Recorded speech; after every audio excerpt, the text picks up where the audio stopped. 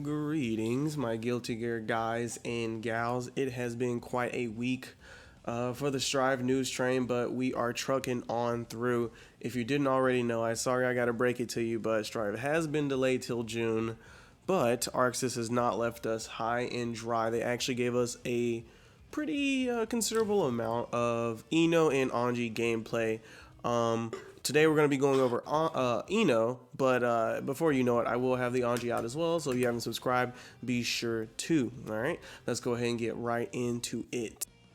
All right, the Maleficent mix-up queen is here and looking better than ever. The first thing we got to talk about is this movement. It looks nice. First thing you're gonna see, there's no sigil going forward or back, which is going to be really convenient. Unfortunately, since she immediately goes airborne though, she's not going to be able to block immediately, right? That's one of the big changes over for Strive. So you can't just walk up, and block if you think someone's going to press a button. And I think that's the only downside. It's really going to come into, everything's going to come full circle once we get into her moveset. So let's go ahead and get into that. All right, so for this first sequence here, we open things up with low kick, low sweep. Now, both of those look super healthy in terms of range and speed, so I'm not too worried there. We want to make sure we got range because we know we got the schmicks with the air mobility. We got to look at one of her slashes there. Then we get to see it all put together. Forward dash in, jumping kick into dust. Now let's see it all in fast motion. This is how it's going to look in practice. Pretty scary right out the gate, right? We don't know how fast people are going to be responding to their air dash. That's what she's going to get a lot of value.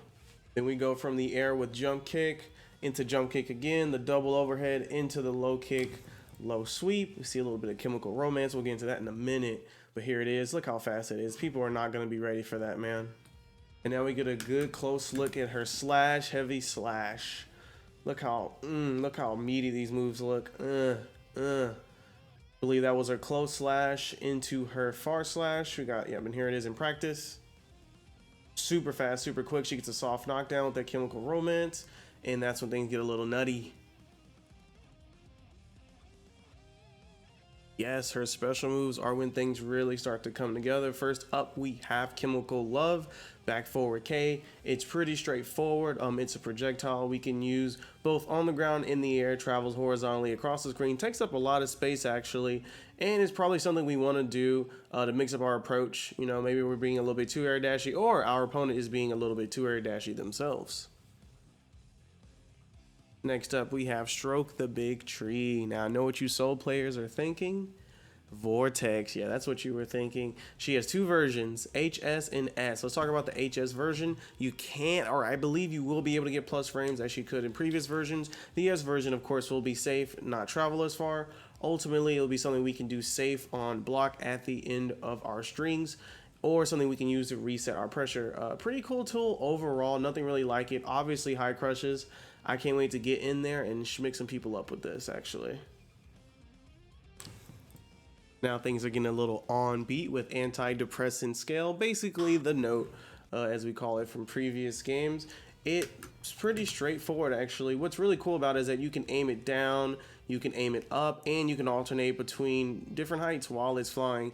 The further it travels, the more hits you get too. So this is going to be really great once we figure out how to get really good hard knockdowns in this game, or after we get stage transitions, after we do our overdrives, or just want to match our opponent's projectile on screen and then just gap close.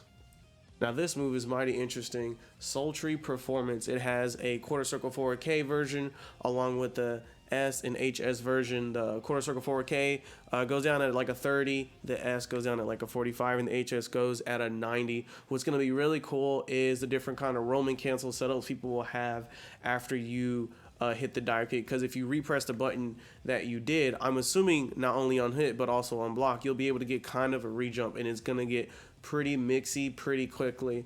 I don't quite see the application of the S version and the HS version. I guess using the S version from like round start position will be pretty cool, but I definitely see it getting anti-aired. It's not the quickest, so it will require you to get already on top of your opponent. But once that happens and you have 50% bar, it is going to be a problem. All right, so let's take a quick look at one of her overdrives. We can't see the other one. Ultimate Fortissimo. This is going to be our reversal super. If we do it grounded, we do get the invincibility frames. We can also do it in the air, like she could do in the previous games. It's pretty straightforward. It's a reversal super. Said this wasn't ready, but we did get a sneak peek of the second overdrive that we see from the trailer. It's the cinematic super, basically. I'm sure it does a ton of damage and causes the stage transition as well. It looks pretty cool, though. I am a Fooly Cooly fan, and it definitely looks like something from there, even though I'm pretty sure it's a reference to something else. So, with being able to see her entire kit, now we can kind of think about what we're going to do when we get our hands on her. So let's talk about that a bit. So now that we've had a good look at everything, it's quite clear she is going to have the mix. She has the mobility. She's going to have maybe a little bit of set play there with a note in the corner. She can get around things. That's definitely not up for debate. But as we learned from the beta, a lot of these characters actually have a lot of command normals that we're not going to see. When they showed us, they showed us a lot of her special moves, but not a lot of her command normals. Maybe she's got a little bit more icing on the cake, and that could really push her over the edge. They didn't really show us her down heavy either, right? Anti-airs or great anti-airs are going to be king for this game, especially early on, right? And I don't know if you guys paid attention to the Q&A with the director of the development team, but they definitely mentioned making the game maybe a little bit faster, right? Which means anti-airs are that much more important. So if she doesn't have a good anti-air, can she control the skies? Is she going to be up? Does she really have the tools to really fight people up there? I didn't see any aerials that can really mess with Zato, Jump P, Ram, Jump S, and things like that. I don't know how she's going to get really on top of people necessarily. But when she does, she's definitely going to be a problem. The last thing that really I think is going to determine her future is what's going on with this Jump Dust. Does it have any cross potential? And what's going on with Sultry Performance? Can it be, can we get the rejump on block? Because if we can't, I don't think she's going to have enough of the stuff to really push it to the limit on people's block.